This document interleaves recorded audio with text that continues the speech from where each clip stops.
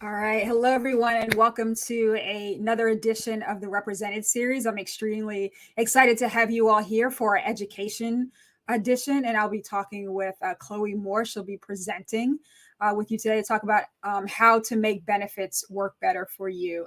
So, Chloe Moore is a CEO and founder of Financial Staples, a virtual fee-only financial planning firm based in Atlanta, Georgia. In serving clients nationwide, her firm is dedicated to serving tech employees who are entrepreneurial minded, philanthropic, and purpose driven. Chloe believes that money is an emotional topic and it impacts many aspects of our lives. She enjoys helping clients unpack their money history and discover how they can use their money to support life that is most meaningful to them. Prior to launching Financial Staples, Chloe advised high net worth clients, high net worth individuals and families as a Southeastern based independent trust company. She is a regular contributor to Business Insider and has been featured in Financial Advisor, Wealth Management, NerdWallet, U.S. News and World Report, and many more. In addition to promoting financial literacy through speaking, writing, and volunteering, Chloe also focuses on the cultivation of female and minority financial planners. She launched the BLX internship program in 2020 with 3 colleagues. The program provides paid internship opportunities to aspiring Black and Latinx financial planners. Through her leadership, contribution, and volunteerism within the financial services industry, Chloe has been recognized as one of Investment News' top 40 under 40 in 2017, Financial Advisor's 10 youngest advisors to watch in 2021, and Investopedia's 100 most influential financial advisors in 2020 and 2021. And she has given her time to us today. So excited to have you here. So welcome, Chloe. Yeah, thanks so much for having me, Dana. No, absolutely. Happy that you're able to share your knowledge with not just the viewers here, but also obviously with the world, and your champion for inclusion. And just before we kind of get started, I would love to know, how does it feel to be a Black woman in the financial industry, and how empowering has that been for you?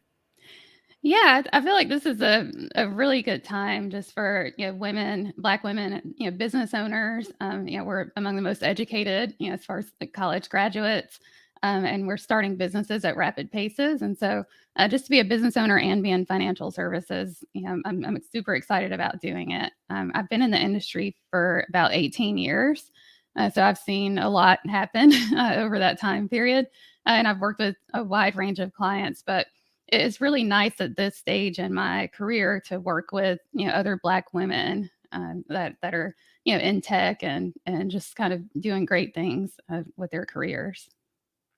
Awesome. And I'm sure they're equally as excited to look back and have that mirror facing them. There's nothing like that as well. So before we get started, we're just going to throw our quick disclaimer as Yeah.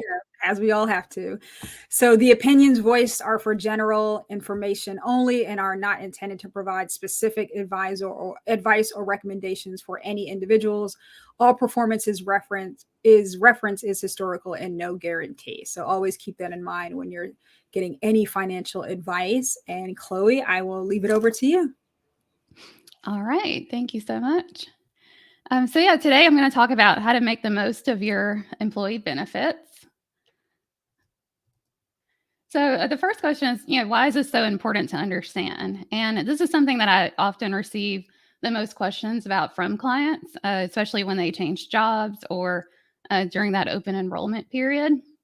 And just as I'm starting to work with clients, I'll take a look at their pay stubs and look at their information that they get from their employer. And I often see a lot of, kind of money left on the table, a lot of opportunities that are missed. So this is something that could be super valuable. It's really one of the few times that, open enrollment is one of the few times that you can make changes to your employer benefits. And that varies. It's typically towards the end of the year, but it just depends on, when your company has that period. But really just making, the right choices can save you money. I'm not going to cover everything, but I'll try to, just cover as like the most common things that I get questions about. But these benefits can be super valuable for you. And so as far as the different topics regarding open enrollment, like I said, I won't cover everything, but I'll talk about 401k plans, health insurance, life insurance, disability insurance. And then also if you're a freelancer or independent contractor, business owner, I'll talk about just kind of how you can create these benefits for yourself because, you might not have that if you're starting a business or have a small business. These are kind of things that you have to kind of think of, for yourself and create these benefits on your own. So first we'll go into 401k plans. So just what is a 401k? So basically a 401k or 403b, depending on where you work, is a retirement savings plan that's provided by your employer. So this is a great time. Open enrollment is a great time to think about how much are you contributing to your 401k. Can you change that and increase it or contribute a little bit more each year? You can change your contribution amounts anytime outside of open enrollment, but it's just a good time to take a look at all of your benefits at once. So the first thing is just, you want to make sure that you can take advantage of an employer match if you have one. So a lot of companies might, match you dollar for dollar or 50 cents for a dollar for each dollar that you contribute to the plan. This is free money. So if you can at least contribute up to the employer match, I definitely recommend doing that. The maximum that you can contribute as an employee, this amount changes each year and it goes up each year with inflation. But for this year, it's $20,500. And if you're 50 or older, you can contribute $6,500 in addition to the $20,500. So, of course, depending on your income level, depending on, just kind of your cash flow, you might not be able to max it out, but I would say at least take advantage of the employer match. And if you can't contribute the maximum, just think about prioritizing it, in the context of your total financial situation. Make sure that you prioritize having an emergency fund. So, several months of living expenses set aside if there's some, emergency or if you lose your job. I mean, also if you have high interest credit card debt, then that's something that you also want to prioritize before you get to the point of maxing out this plan. Next, if you're not at the point where you can max out a 401k, but you can at least take advantage of the match. You also, maybe want to look at things like a Roth IRA if you're eligible, or a health savings account. And so we'll talk a little bit about health savings accounts in a minute. So there's two types of 401k plans, essentially. There's a traditional 401k, and then there's a Roth 401k. And so, there's kind of some thought to which one is better for you. And so traditional 401k, it essentially reduces your tax bill now, and then you pay taxes on the money in the future. So for example, if you maxed out and you contributed the $20,500, then that would reduce your taxable income by that dollar amount. And then when you take the money out in retirement, you have to pay ordinary income taxes on that money as you take it out. With the Roth 401k, you pay the taxes now, so the money goes in after tax, and then you make tax-free withdrawals in the future, and that's subject to some rules and regulations there. But when determining which one's best for you, you have to think about kind of two major questions. When do you want to pay the taxes? Does it make sense to pay it now or later? And then also, do you expect your income to be higher or lower at retirement? For many of us, if we think about, like our parents' generation or grandparents' generation, maybe they received pensions, and their Social Security. For us, we're not sure if we're going to receive a full Social Security benefit, even if we receive something at retirement age. And then a lot of us don't have pensions as an opportunity anymore, and it's up to us to save for our own retirement. So if you think about, being in your high earning years and then you retire, then you're probably at a point where your income is going to be a lot lower. So there's just a lot of kind of things to consider there. I actually wrote an article for Business Insider, if you wanted to look that up, talking about kind of how to think through that process. But just, thinking about kind of some general guidelines about which one is best for you. If you're in a high tax bracket now, and if you're in a high income tax state, like a California, New York, or something like that, you definitely want to consider a traditional 401k. If you're in a low tax bracket now, or live in a state with no income taxes, you might want to consider like a Roth 401k. And then another thing to think about, maybe for doctors, as an example, if you expect higher income later on, so like let's say you're in your residency now, and then you expect your income to increase, exponentially once you get out of your residency. then maybe you want to do the Roth 401k for now and then transition to the traditional 401k. But just kind of thinking about the differences between the two and kind of what you expect your income to be now versus later. You can always switch back and forth, every year or anytime, that you want to make the change. So it's not a permanent decision that you have to make. And the last point I'll make here is that basically when you're thinking about saving for your future, there's kind of 3 different buckets of money that you can save in. So the first is taxable assets. So that's just like your traditional brokerage account. And then you have the tax deferred accounts, which is like the traditional 401k, and tax free accounts, which are like the Roth 401k, Roth IRA, or even HSAs I'd put in that tax free bucket. So having the combination of all 3 of those, that gives you a lot of flexibility when it comes to taking out money in retirement or down the road, because you can kind of choose where you pull the money from. A big mistake that I see with a lot of people is they max out and contribute to their traditional IRAs or 401ks, and they don't save anything else. They don't save anything in a Roth. They don't save in a brokerage account. So they might be in their highest earning years, then they retire, and every penny that they're taking out is taxable as ordinary income. So they pretty much stay in a high tax bracket through retirement.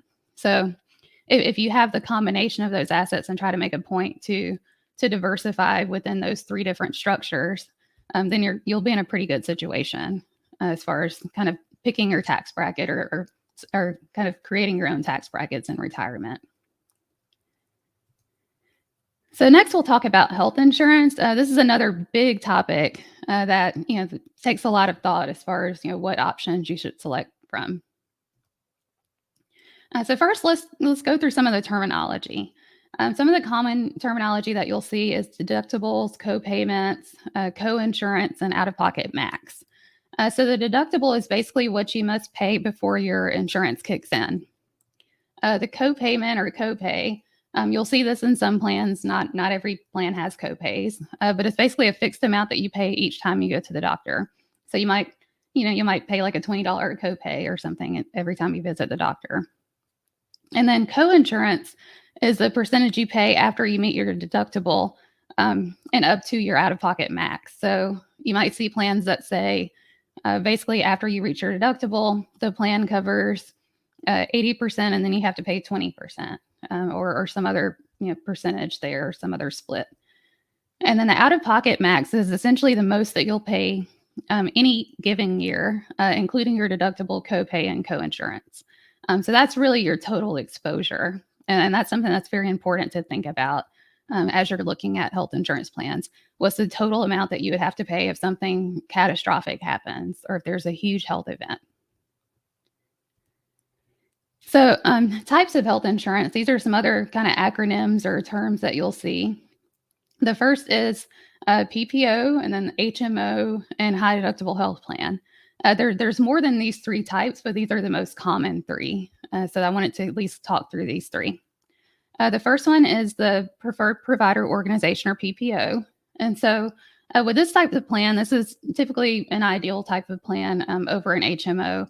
And the reason why is because you don't really need a referral from your primary care physician to see a specialist.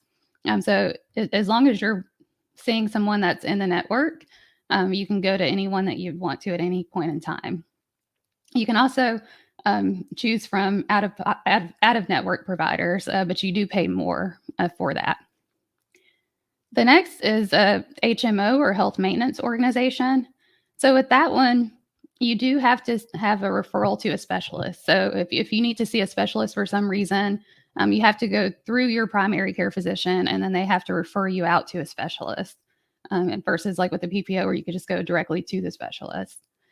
And then typically with HMOs, there's no coverage for out-of-network providers. So unless there's like a medical emergency and there isn't care or someone to care for you that's available in the network, you typically just don't have coverage if you go out of the network. And then the last one is a high deductible health plan. So this is one where you have a higher deductible and typically a higher out-of-pocket maximum. So this is a plan that qualifies for a health savings account, or HSA. And high deductible plans can be part of a PPO network. So with the PPO and HMO, typically just the traditional plans that are not high deductible, you would have the opportunity to contribute to a flex spending account or FSA. And then with a high deductible plan, you can do the HSA. So let's talk about the differences between HSA and FSA. So with the health savings account, this is one of my favorite accounts. And the reason why I say that is because it has a triple tax benefit. So like I said, it's only available if you have a high deductible health plan. And so the triple tax benefit means that you contribute the money pre-tax, so you can reduce your tax bill now, and then and then that money grows tax deferred. And then once you take the money out, as long as you use it for qualified medical expenses, you can take it out tax-free. So it's even better than a Roth, which is why I love these plans. So the maximum that you can contribute and your employee combined for 2022 is $3,650 if you're single and $7,300 for families. And then if you're 55 or older, then you can contribute an additional $1,000. So this is a combined, limit with you and your employer. So like if your employer gives you an incentive and maybe pays, let's say $1,000 if you choose the high deductible plan, and they contribute $1,000 to your HSA, then you would have to subtract that from the total limit that you see here. The other good thing about HSAs is unused funds can roll over from year to year. So that money can continue to grow and accumulate. You can even invest it, which is another great feature that these plans have. With a flex spending account, which is an FSA, your maximum contribution there is a little bit lower. It's $2,850 for 2022. And so you contribute money to this account as well. You get a tax deduction, and then you use it for medical expenses, and it comes out tax-free. But the catch here is that it's subject to a use it or lose it rule. So if you don't use the money that you contribute to this plan by the end of the year, then you lose it. You can't roll it over from year to year. There is a little bit that you can roll over. It's about $550 that you can carry over to the next year. But other than that, it's subject to the use it or lose it rule. So something else I wanted to point out is under the CARES Act, which is an act that recently came about like during COVID, you can now use HSAs and FSAs for over-the-counter medications without a prescription, and you can also use it for menstrual care products. So those are two new additions that were added with using those types of plans. So there's you can look online and see there's companies that list out all of the things that are considered qualified medical expenses that you can use these accounts for. So I wanted to give you a live example of just different types of health insurance plans. This is kind of something I took from a client, and so just to kind of show you how to think about this when you're deciding, with your company, if you have an option between all three plans, or if you have an option between two different plans. This kind of helps you think about, kind of the process for which plan is best for you. So in this scenario, there's a high deductible health care plan, and that's a PPO. There's a traditional PPO plan that's not a high deductible plan, and then there's an HMO that's not a high deductible plan. So I know this is a lot of information, so we'll just kind of cover like the top line numbers. But if you see here, the deductible for the high deductible plan is $3,000, and then the traditional PPO plan is $1,000, and then HMO doesn't have a deductible. The out-of-pocket max, like I said, which is the max that you have to pay at any given plan year, is the same for the high deductible plan, which is $6,000, and the traditional PPO, which is also $6,000. The HMO out-of-pocket max is a little bit less. So if we go down to the middle of the page, you'll see what the premiums for these plans are. So you'll notice that the premium for the high deductible plan is a lot less. And the reason why is because a lot of the risk goes to you, because you have to pay a higher deductible before the benefits kick in. So as a trade-off, you get to pay a lower premium. And so you can see here the premium's a lot less. It's actually $3,300 less than the traditional PPO, and it's about $2,400 less than the HMO plan. In addition to that, the employer in this case gives you an incentive of $1,000 towards your HSA if you sign up for the high deductible plan. So not only are you saving $3,300 or $2,400 if you choose the high deductible plan, but your company is in turn giving you $1,000 towards that HSA account that you can use for medical expenses. So when you think about it from that perspective, and then you think about your total out-of-pocket max, which is the same for the first two plans, just a little bit higher than the second plan. In the case where let's say you reach that out-of-pocket max, when you factor in the benefits of the employer contribution to your HSA and the lower premium, you really come out ahead with the high deductible plan. So it's good to kind of do the math. I think a lot of people get afraid, of using a high deductible plan, or they think it's, kind of scary that you have to pay this big deductible if something happens. But, it's just something to kind of think about in the big picture, kind of zoom out and think about the numbers and what really makes sense if something bad were to happen. The other thing that I'll note is high deductible plans kind of work for two different categories of people. The first is if you're the kind of person that doesn't really go to the doctor very much. So, maybe you just go for your annual checkup, which is typically 100% covered by your insurance. And so you don't have to pay anything because it's considered preventative. So if that's the only time that you go to the doctor, then, and you're fairly healthy, then you really shouldn't be in a position to use your insurance. Your annual exam will be covered for free, and nothing else happens throughout the year. Your company's giving you $1,000 to put in or however much they give you to put into your HSA. If you want to max that out, you're putting $3,600 or $3,650 for this year into your HSA. By the next year, you have enough money in that account to cover your deductible, and so there's really no risk to you. And then you pay less in premiums throughout the year. So that works out very well. The other way is if you feel like you're going to reach the out-of-pocket max. So, for example, in cases where let's say you're having a baby, I've had clients that maybe they're planning to have a baby like the first few months out of the year, and so they know that that baby's going to come. They're going to have the bills that are associated with having the baby, and they're going to max out to their out-of-pocket max. Once you reach that out-of-pocket max, you don't have anything else to pay for the rest of the year. So your insurance basically kicks in and you have everything covered by the insurance company for the rest of the year.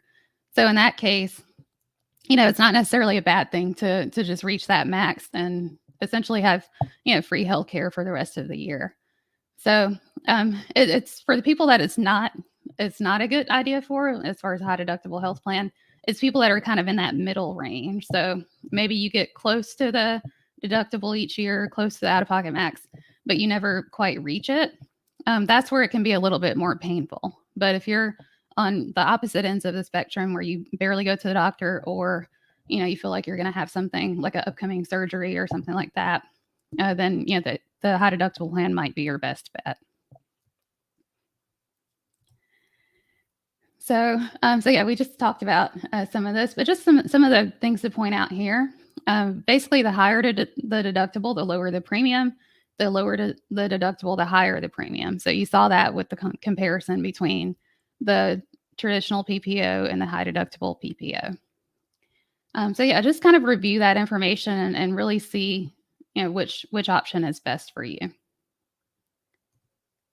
So in addition to the FSA and the HSA, there's two other accounts that you can contribute to as well. And these are the kind of accounts that are sometimes missed by clients.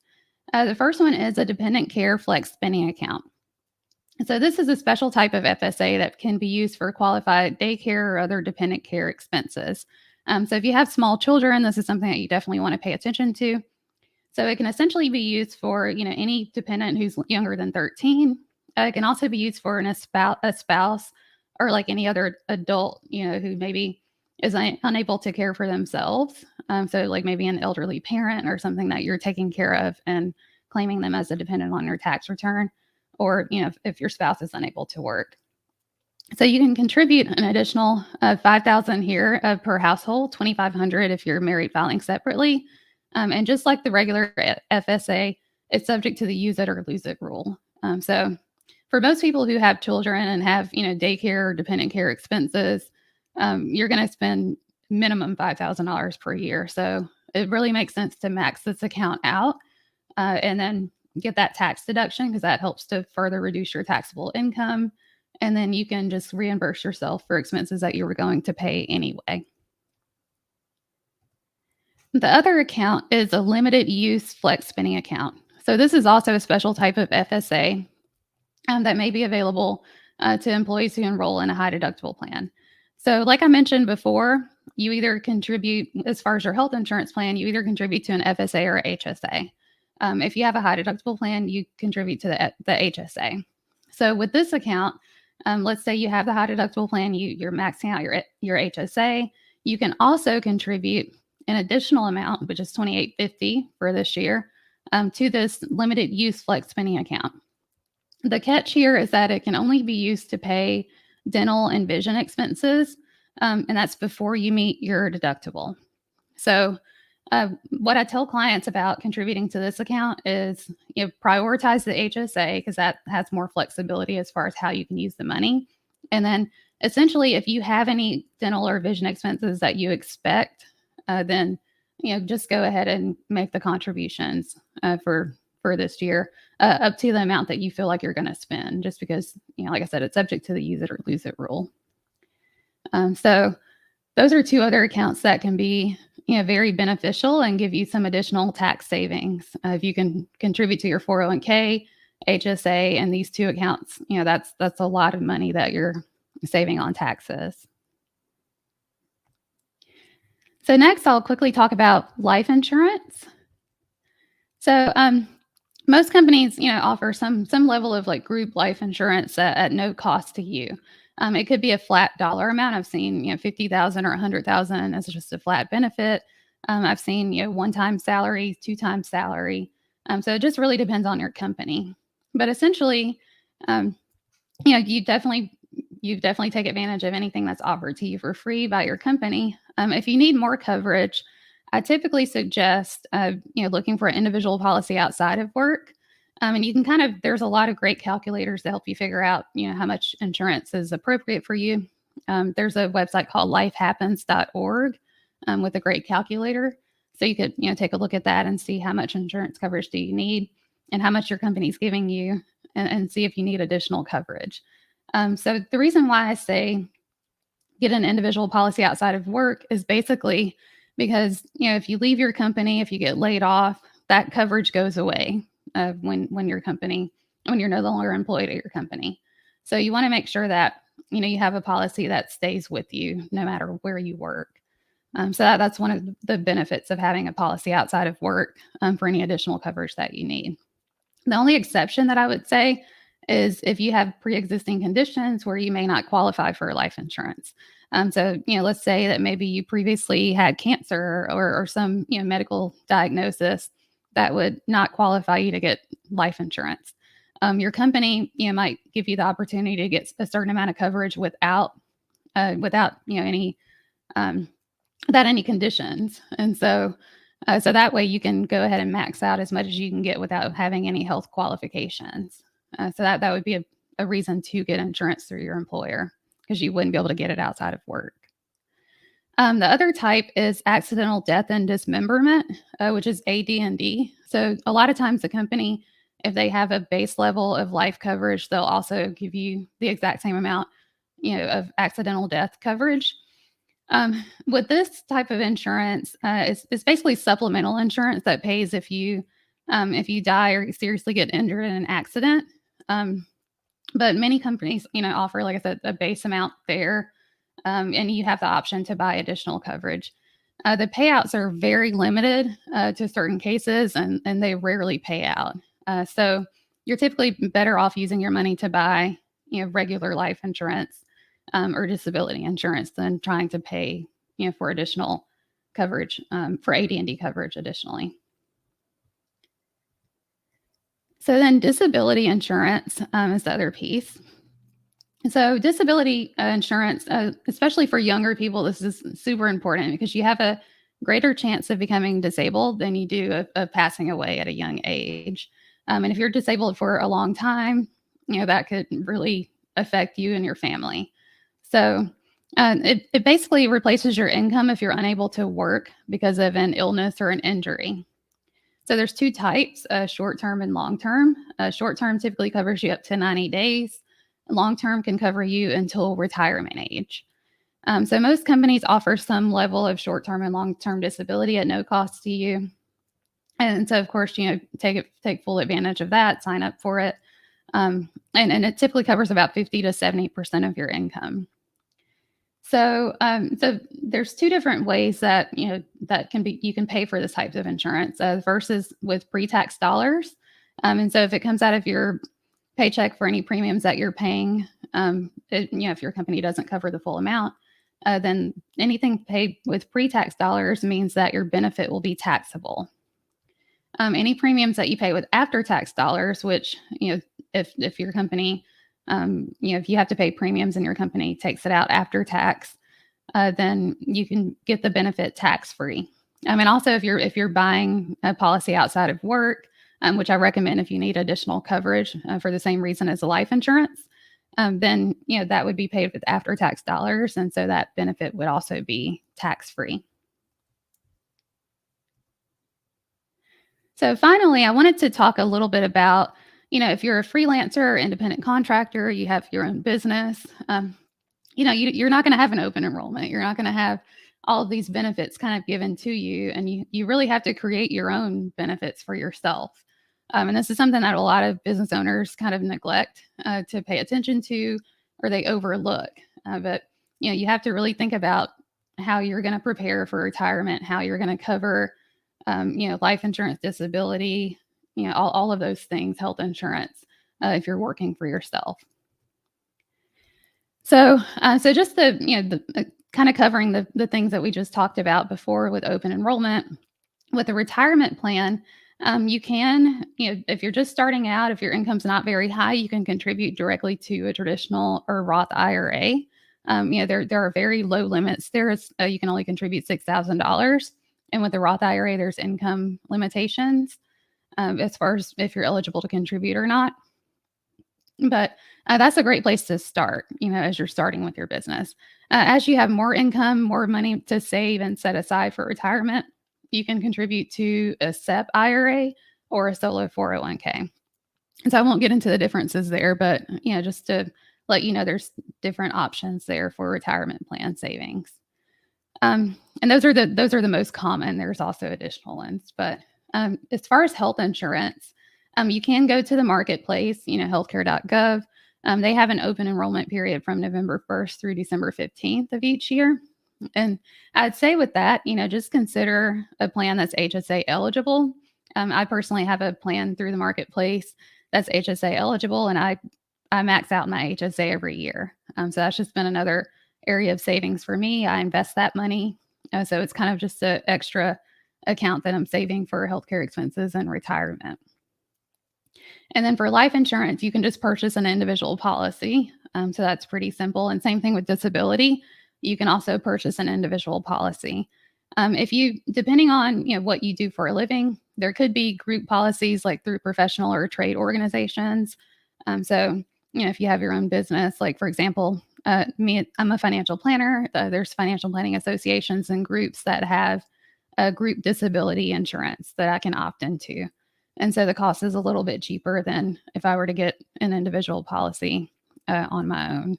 Another thing to think about too is, if you're married for health insurance, you can just get on your spouse's health insurance policy. So you don't really have to worry about, if you're single, you have to kind of think about how you're going to get health insurance. But if you're married, your spouse can also just put you on their plan at work.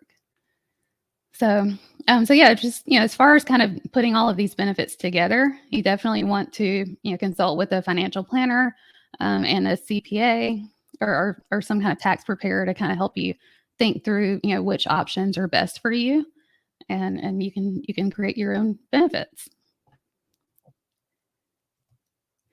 But yeah, that's all I wanted to cover today. I hope this information was helpful to you. But like I said, this is really something that often gets overlooked, or people have a lot of questions and don't understand.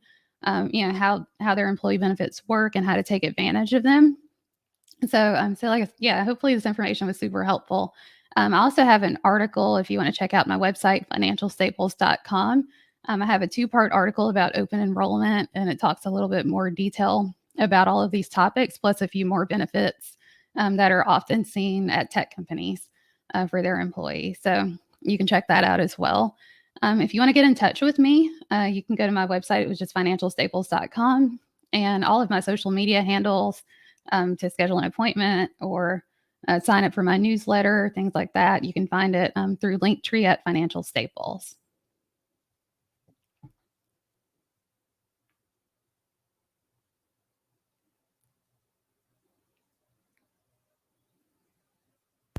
Yes, it'd be helpful if I take myself off mute. Thanks, Chloe. That was really great.